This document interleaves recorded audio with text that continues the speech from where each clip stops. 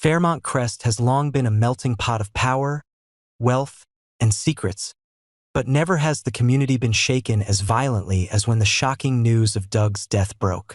Doug had believed that death was the only thing that could end the chaos in his mind, but as the car plunged off a cliff and the fire consumed everything he once belonged to, the last thing left was not ashes, but a pure sense of survival and a desire for revenge stronger than his own instincts.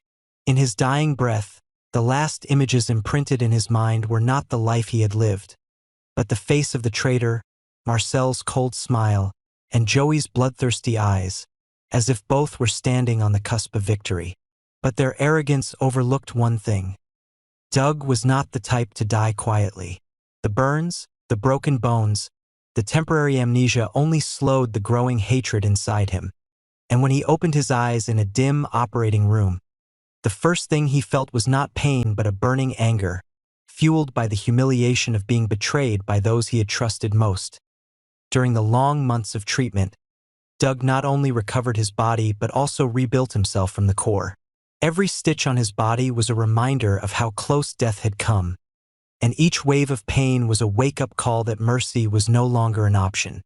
He cut off contact with the old world, even with Vanessa, the woman he had loved enough to give his fortune and soul.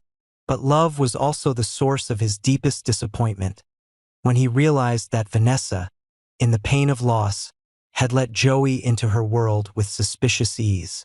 Their quick intimacy not only left Doug feeling betrayed, but also turned his love for her into an obsession where he could not distinguish between truth and lies. And in the whirlpool of doubt, Doug realized a devastating thing. What he thought was lost was still there, but distorted, appropriated, and smeared by the very people who once called him friends, family. Marcel, who used to be Doug's right-hand man in business deals, now revealed his true colors as a wild beast in the name of a businessman. He took advantage of Doug's absence to restructure the entire organization, promote shady investments, and turn the Fairmont charity into a hidden money laundering system with a scale of millions of dollars. But what angered Doug the most was not the financial manipulation, but the fact that Marcel had collaborated with Joey, a sickly obsessive of Vanessa, to stage his death as a way to assert that they could control both his life and his memories. Doug had watched them from afar, quietly collecting evidence, gradually witnessing the degradation of the people he once protected. And it was in those silent moments that the anger inside him continued to accumulate, turning into a storm of emotion waiting to explode. Joey, with lies wrapped in a sweet exterior, not only took away Doug's place in Vanessa's heart, but also gradually infiltrated her life as a savior. He organized memorial services, took care of Doug's child, pretended to cry in front of old photos. But it was all just a play to deceive a weak woman who was struggling between pain and emptiness. For Doug, the pain didn't come from losing Vanessa, but from seeing her trust someone he knew was toxic. He couldn't accept the love of his life being given to someone as cold-blooded as Joey, and the pain continued to tear at the layers of his soul. Feeling replaced, forgotten, buried alive under a false aura was a cruel torture, and Doug knew he couldn't return as the husband he once was, but as a nightmare to those who buried him alive in ashes. During his disappearance, Doug wasn't looking for forgiveness or a second chance, but rather for a way to reinvent himself as someone Marcel and Joey didn't expect. He honed his ruthlessness, learned to hide his emotions, and devised a sophisticated plan to gradually expose their crimes, not in a court of law, but in front of the most important people in the Fairmont Crest community. Knowing that the truth isn't enough to punish, he chooses to make the truth as devastating as possible. He manipulates old contracts, bribes witnesses, and causes Joey to go bust in an investment deal that wipes out his entire fortune overnight. He inserts a new figure, one Vanessa believes is an investor, into Marcel's financial team to slowly disrupt his already corrupted machinery.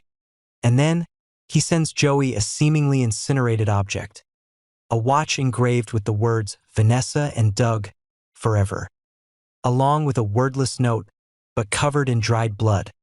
Uncertainty begins to spread. Marcel, a manipulator who fears being exposed, begins to suspect Joey of being involved in the leaking of inside information. Joey, on the other hand, becomes paranoid, constantly seeing signs that Doug is alive. He dreams of Doug in the mirror, hears him on the phone, sees a strange figure standing at the end of the alley. The obsession causes Joey to lose control, begins to stalk Vanessa, interrogate her relatives, and unconsciously pushes her closer to the edge once again. Vanessa, though still confused between reality and hallucination, gradually notices strange changes around her. Songs that only she and Doug used to listen to suddenly play in the car. Doug's favorite food appears in the refrigerator. A familiar scent permeates her pajamas. She began to doubt, then fear, then utter confusion. She didn't know if she was haunted by nostalgia, or if she was being led into a trap she didn't understand. The real earthquake happened on the day Joey was supposed to propose to Vanessa. As all the lights of Fairmont Crest focused on the grand gala, a strange video played before all the guests. Images of a burning car, a deep voice echoing as if from underground. It was Doug's voice, not filled with hatred, but with a cruel affirmation. His survival was the betrayer's failure. The whole community was in shock. Vanessa collapsed, Joey ran, Marcel stood still. No one knew where Doug was, but everyone knew he was back, and nothing, not even death, could stop him from reclaiming what was his. Doug didn't show up immediately. He left behind a ghost, leaving each of those who had betrayed him to fall in confusion and fear. But the most ironic thing is that Vanessa, the only person he ever loved, is the one who is pushed the deepest into an inner vortex with no way out. She doesn't know whether to grieve or rejoice, to run or to face it. Because the man who is returning is no longer the old Doug. He is a storm created by hatred, a remnant of a love that was burned, a life sentence for those who believe they can kill someone without consequences. And that is only the beginning, because in Fairmont Crest, no one is truly dead until the truth is brought to light. And Doug, with all the scars on his body and soul, is the embodiment of that. He is not back to be loved. He is back to punish. And this time, there will be no more accidents to save the traitor. No one in Fairmont Crest can believe in coincidences anymore. Events followed one another like dominoes, collapsing the fragile faith of a community that once prided itself on being unbreakable. They had grown accustomed to living under the invisible control of power, under the false order created by the Dupree family. But they were unprepared for a new force rising from the ashes, a soul who had been betrayed, burned, buried alive, now returning to burn down the very system that had once rejected him. Doug was no longer just a man. He was living proof that justice did not need a court, only the perseverance of a man who had lost everything. Joey could not bear the uncertainty.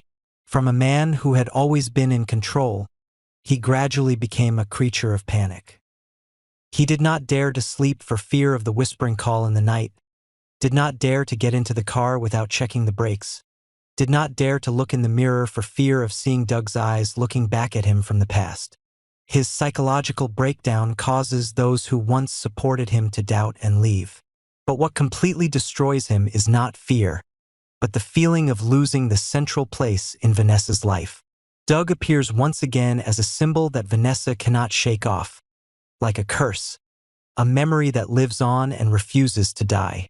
Joey is no longer fighting for love, but for a sick pride, that he cannot let a person who seemed to have been burned under the warped steel overthrow his entire life plan. Marcel, meanwhile, remains cold but begins to act in desperation. He tries to erase his traces, bribe witnesses, and orchestrate a new plot to blame the whole incident on Joey. For Marcel, survival is the only law. He does not care who is right, who is wrong, only who is caught first. But he is wrong to think that Doug will follow normal logic. Doug doesn't need the law to punish him, and he doesn't need the man in handcuffs to be the one in charge. He needs them to be brought down by their own fear, their own conflict, and the illusions he instills in them. Doug doesn't kill them with guns, he kills them with memories. He shows them exactly how wrong they were, how they made choices that led to tragedy, and he makes it so they can't run from themselves. Vanessa, meanwhile, is pulled into a dark gray area between reality and dream, between loyalty and betrayal, between lost love and the man who exists right before her eyes but is no longer the same. She begins to doubt everything. The memories of her seemingly ended marriage, the times Joey comforted her that have now become tainted, and herself, does she really love Doug, or just the image of him? She doesn't know whether to wish for Doug to appear or to disappear forever. Her heart cracks with each layer of truth that is revealed, and she realizes, even if Doug survives, the man she loved no longer exists. The one working in the shadows is another force, created by betrayal and deep pain. She begins to question. Was she the one who indirectly pushed him over the edge? What did she do wrong? Can she save him? Or will she become the next victim on his punishing list? In a surprising turn of events, the central financial building where Marcel runs his hedge funds is being investigated. The shady payments, phantom contracts, and fake invoices are being exposed by an anonymous source, Doug, who had hacked the system months before. Marcel tries to call his old allies, but no one is on his side anymore. He starts acting like a cornered man, ordering a secretary who could be a witness to be silenced, but instead reveals evidence of the crime. Doug doesn't have to do anything. He lets Marcel destroy himself with arrogance and fear. Joey is different. He decides to strike back. In a bold plan, he tries to frame Vanessa with an accident similar to Doug's, to make it seem like the strange things happening are due to her mental instability. He plans to have Vanessa institutionalized to gain control of the remaining assets, but everything falls apart when Doug sends Vanessa's sister, Nicole, a fake copy of Joey's medical records. Nicole, who has long suspected Joey, confronts him directly and threatens to go public. Joey explodes, attacks Nicole in a private fight, and at that moment, Doug makes his first appearance in front of a family member. His eyes full of anger, but he does not act, leaving only one piece of evidence for the police, enough to get Joey arrested for abuse and conspiracy to manipulate the law. Vanessa knows Doug is back, but she is not ready to face it. She needs time, but time is not on her side. Fairmont Crest is now a battlefield of secrets, and Doug is no longer one to wait. He prepares for the final step, forcing everyone to witness the truth. He sent out an invitation to all those who had been involved in the crash, those who were silent, complicit, or unwittingly abetted the crime. A memorial service was held again, this time not to mourn the dead, but to inaugurate the return of the survivors. Doug appeared in the light, without a word, showing only a single video. An image of himself walking out of the burning car, crawling on the ground, covered in blood, gasping for air, eyes filled with hatred. The crowd fell silent. No one dared to step forward. And in that silence, Fairmont Crest was no longer a place of faith and honor. It had become a place where justice was meted out by the victims themselves, where the manipulators were forced to kneel before the consequences of their actions. Doug did not return to apologize.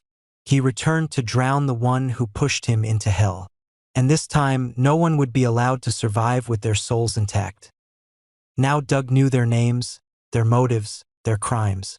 The discovery turned his grief into rage, his love for Vanessa into an unquenchable flame of revenge. His chilling oath echoed like thunder throughout Fairmont Crest. "I will return to kill you, Joey." It was not just a threat, but a prophecy. Joey, who had once attempted to win Vanessa's affections, now faced the terrible truth that the man he thought dead was still alive, waiting for the right moment to strike. But Doug would not rush. His patience had sharpened his hatred into a deadly weapon. He would gradually destroy the fragile alliance between Marcel and Joey, stripping away their lies until they both collapsed in ashes. Each step he took would tighten the rope of fate around their necks, and when the final moment came, the revenge would be so terrible that neither would forget. For Vanessa, Doug's return is a mixture of miracle and nightmare. The man she thought she had lost is alive again, But his resurrection drags her into a bloody war that puts her heart, her family, and her future once again at risk. Between love and fear, she must choose. Stay with her husband, who is returned from the dead, or hold on to the fragile peace she has built. When Doug reappears, seismic waves will ripple across Fairmont Crest. Alliances will be shattered, loyalties will be tested, and the Dupree empire will tremble under the weight of exposed lies. Marcel will be desperate to hide his crimes, while Joey will be forced to confront the ghosts of his own desires. The question is no longer whether Doug will return, but how far he will go to seek revenge. Because in Beyond the Gates, survival is not enough. Doug's return is not just to reclaim his life, but to destroy those who took it. And when he looks Joey in the eyes, that oath will ring like a death knell. I will come back to kill you,